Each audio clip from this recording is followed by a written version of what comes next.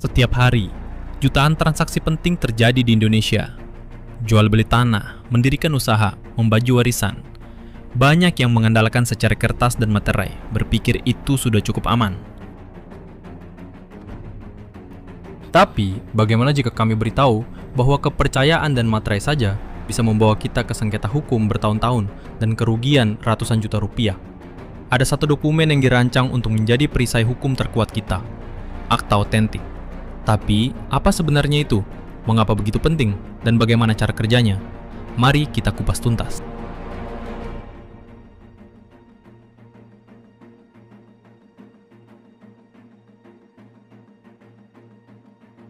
Untuk memahami kekuatan akta otentik, kita harus melihat lawannya, akta di bawah tangan. Ini adalah dunia perjanjian yang paling kita kenal.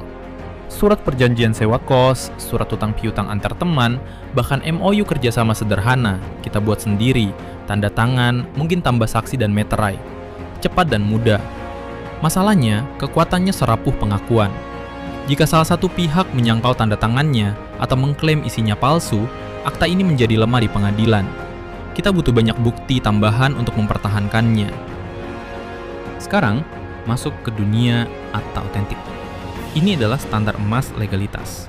Definisinya diatur dalam hukum, yaitu pasal 18.668 Kitab Undang-Undang Hukum Perdata, sebuah akta yang dibuat oleh atau di hadapan pejabat umum yang berwenang dalam bentuk yang sudah ditentukan undang-undang. Pejabat umum ini bukan orang sembarangan.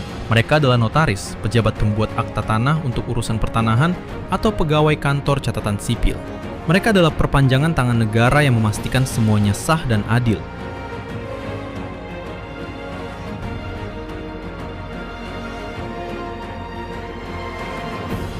Jadi, apa yang membuat akta otentik begitu istimewa? Ada 3 kekuatan super pembuktian yang dimilikinya. Pertama, kekuatan pembuktian lahiriah. Sederhananya, akta ini terlihat dan terasa resmi karena memang dibuat oleh pejabat resmi. Hukum menganggapnya otentik sampai ada yang bisa membuktikan sebaliknya, yang mana sangat sulit. Kedua, kekuatan pembuktian formil. Akta ini menjadi bukti mutlak bahwa semua yang terjadi di depan notaris, tanggal, waktu, siapa yang hadir, apa yang mereka katakan adalah benar. Notaris adalah saksi utama dari negara. Dan yang terpenting, ketiga, kekuatan pembuktian material.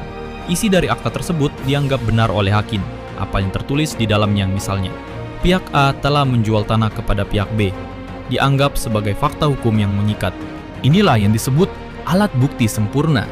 Di pengadilan, akta ini bisa berdiri sendiri, tidak perlu saksi tambahan. Beban pembuktian justru pindah ke pihak yang berani menyangkalnya.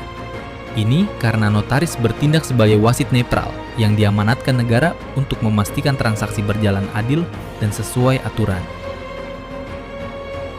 Jadi, kapan momen dalam hidup di mana kita mutlak butuh akta otentik?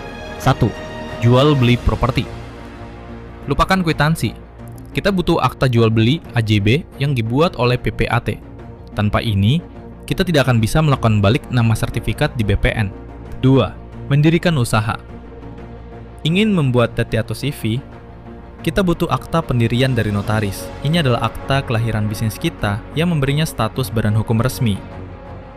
3. Warisan dan hibah. Untuk mencegah perang saudara, buatlah surat wasiat di notaris. Atau jika ini memberi aset seperti rumah kepada anak selagi masih hidup, gunakan akta hibah untuk memastikan peralihan haknya sah dan tidak bisa digugat di kemudian hari. 4. Perjanjian penting lainnya. Perjanjian utang piutang dalam jumlah besar, perjanjian pranikah, hingga kuasa untuk menjual. Menggunakan akta otentik memberikan jaminan pelaksanaan dan kepastian hukum. Masih berpikir ini bisa diabaikan? Mari lihat mimpi buruk yang terjadi di dunia nyata. Kasus tanah. Banyak putusan pengadilan menunjukkan pembeli yang hanya memegang kwitansi harus berjuang bertahun-tahun hanya untuk membuktikan haknya. Apalagi jika penjualnya menghilang atau mangkir.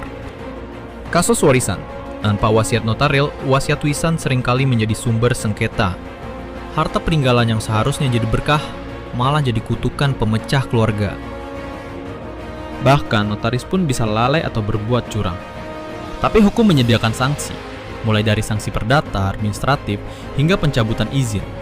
Sebagai klien, kita punya hak untuk menuntut dan dilindungi. Jadi, kembali ke pertanyaan awal.